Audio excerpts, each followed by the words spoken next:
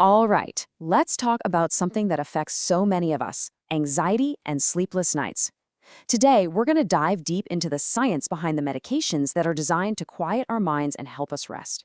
We're going to look at how they work, why they're used, and the really fine line between providing relief and introducing risk. So here's our game plan. First, we'll break down the anatomy of anxiety itself. Then, we'll jump into the story of the benzodiazepine revolution, a real game changer in treatment. After that, we'll get into the cool part, how these drugs literally hack your brain's braking system. Then, we'll look at the double-edged sword of using them, and finally, we'll explore what's out there beyond the benzos. First up, the anatomy of anxiety. Look, before we can get into the fix, we gotta understand the problem itself. What is actually going on inside our bodies when we feel that wave of anxiety hit? Anxiety is so much more than just being stressed. It's this specific, unpleasant feeling of tension, of apprehension. It's a kind of fear that can come from something you know is bothering you. Or, and this is the tricky part, it can just show up out of nowhere. A little bit of it is totally normal, but severe anxiety, that's a whole different story. And it is definitely not just in your head. When anxiety gets severe, it triggers a very real, very physical response. It's basically your body's fight or flight system getting slammed into overdrive. And that's when you get things like a racing heart, sweating, trembling. Your body is on high alert. For a long time, the drugs used to treat this were, frankly, pretty clumsy and kind of dangerous. But then, a new class of drugs came onto the scene and changed everything. Welcome to the benzodiazepine revolution.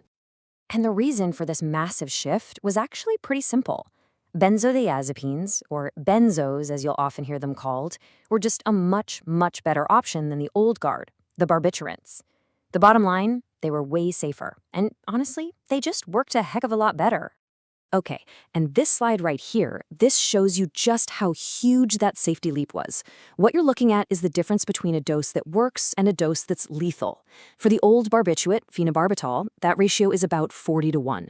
For the benzodiazepam, it's over 1,000-1. I mean, that's not just a small step, it's a giant leap that gave doctors a much bigger margin for error. So how in the world did these drugs pull that off? That brings us to the really fascinating part, hacking your brain's brakes. And it all boils down to one very important little molecule in your brain. Meet the star of our show, GABA. GABA is, for all intents and purposes, the brain's main off switch. Its entire job is to pump the brakes on neural activity and keep things from getting too chaotic or overexcited in there. It's your brain's built-in natural calming system. Now here's the clever part. Benzos don't just slam on the brakes themselves. Nope, they're more like a brake booster. Here's what happens. GABA naturally binds to a neuron and opens a tiny channel to let calming ions in. What a benzodiazepine does is bind to a different spot on that same receptor, which makes the receptor super sensitive to GABA. The result? The channel opens way more frequently, letting in a flood of those calming ions and massively amplifying GABA's natural effect. It's pretty genius. So this incredibly powerful mechanism makes these drugs super useful. But, and this is a big but, it also comes with some pretty significant risks. So let's talk about this double-edged prescription, what they're used for, what the dangers are, and how they have different personalities. Because they are so good at this one job, calming down the central nervous system, their resume is actually pretty long. You'll see them used for everything from anxiety and insomnia to stopping life-threatening seizures, helping people through alcohol withdrawal, and even for sedation right before a medical procedure. They are incredibly versatile. But not all benzos are created equal. You can kind of think of them as having different skill sets based on how long they stick around. You've got your short-acting sprinters, like triazolam, that are perfect for helping you just fall asleep. Then you have the intermediate runners, like lorazepam, which are great for helping you stay asleep. And then you have the marathoners, like diazepam, which provide anxiety relief that can last for a day or more. But here's the other side of that coin. If you use these drugs for a while, your body can build up a tolerance. That means you need more of the drug to get the same effect. And that can lead straight to physical dependence and a really tough withdrawal if you stop taking them suddenly. And this donut chart? It shows you one of those withdrawal problems perfectly.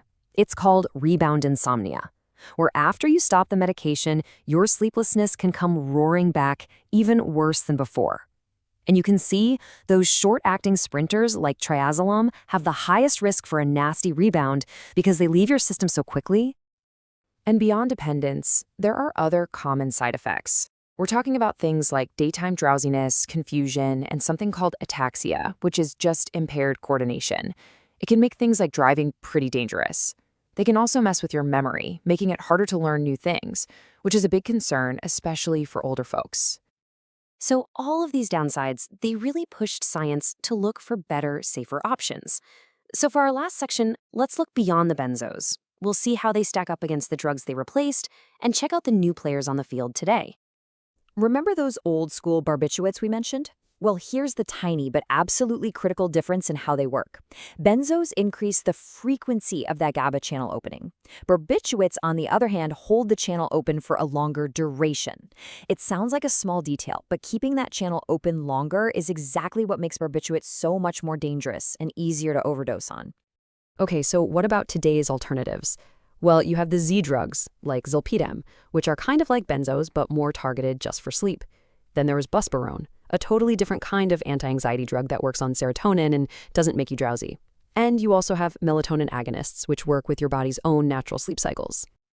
And you can really see the difference in this chart. Take a look at drowsiness. With the benzo alprazolam, about a third of people report it. But with buspirone, it's only about 10%. That's a huge difference. Now, what's the catch? Well, the big trade-off is that buspirone can take weeks to start working, while a benzo works almost immediately. So let's put it all together. This table is your cheat sheet. Benzodiazepines give you fast, effective relief, but you've got that dependence risk. Barbiturates are powerful, but just plain dangerous. Buspirone is safe from dependence, but you have to be patient. And the Z drugs are great for sleep, but they're not totally free from some of the same issues as their benzo cousins. Which really leaves us with this big question. The story of these drugs is one of amazing progress, right? We've gone from using blunt instruments to much more precise tools, but the basic challenge is still there. As our understanding of the brain gets more and more sophisticated, how are we going to balance that desperate human need for immediate relief with the much longer, steadier pursuit of real long-term wellness? Welcome to The Explainer. Today, we're unlocking the medicine cabinet to take a close look at one of the most prescribed and maybe one of the most misunderstood classes of drugs out there, antidepressants. You've probably heard depression explained as a chemical imbalance. You know, the idea is pretty simple. Your brain's running low on a key chemical, and these pills just top it off. But the real story? Well, it's way more complex, and honestly, it's a fascinating scientific mystery. So where did this whole idea even come from? To really get a grip on the science today, we have to go back to the very first theory that really set the stage for everything that came after. And here it is, the biogenic amine theory. It all started when scientists noticed that certain drugs changed people's moods by messing with the levels of specific neurotransmitters. These are called monoamines, like serotonin and norepinephrine. The logic seemed super straightforward, right? If depression is just a chemical deficiency, well then boosting those chemicals should fix the problem. But here's the thing. Almost as soon as this neat little theory was born, researchers stumbled upon a critical piece of evidence that it just couldn't explain. Think of it like a major plot hole in an otherwise perfect story. And here's that plot hole. Antidepressants get to work right away, changing the brain's chemistry almost instantly. I mean, within hours, those neurotransmitter levels are up. But, and this is the absolute key, patients often don't start feeling any better for 2, 4, sometimes even 12 weeks. This gap, it's called the therapeutic delay, and it is the central mystery we're going to unravel today. If it's just a simple chemical fix, why the long and often really difficult wait for relief? The answer, it turns out, takes us way deeper into how these drugs actually work. Okay, let's start with the most commonly prescribed antidepressants on the market today, the selective serotonin reuptake inhibitors, or as you probably know them, SSRIs. So how do these things actually work? Well, picture this. Your nerve cells are talking to each other across this tiny little gap called a synapse. Serotonin is the messenger chemical. Now, after it delivers its message, a little protein called a transporter acts like a tiny vacuum cleaner, sucking that serotonin back up so it can be recycled. What SSRIs do is they basically stick a piece of tape over the vacuum's nozzle. They block it. The result? More serotonin is left hanging around in the synapse, making its signal louder and stronger. I bet you recognize some of these names. SSRIs really became the go-to treatment because they're so much more selective than the older drugs. They target the serotonin system with a whole lot more precision, and that generally means they're safer and come with fewer side effects. But selective doesn't mean they're all clones of each other. Not at all. Even within this one class, there are some really important differences. Some, like paroxetine, they tend to be more sedating, which might actually be a good thing for a patient who's also struggling with insomnia. But then others, like fluoxetine, are more activating, which could be a better fit for someone who's dealing with a lot of fatigue.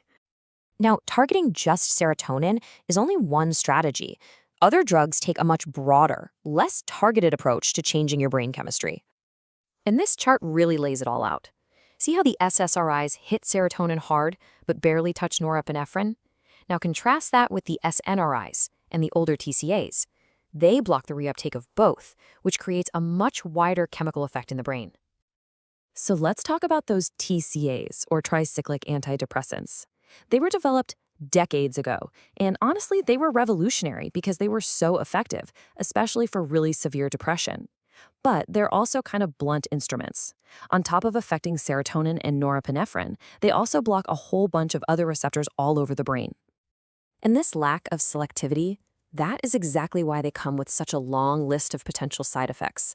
Blocking all those other random receptors is what leads to things like dry mouth, drowsiness, dizziness, and weight gain, and that can make them really tough for a lot of people to stick with.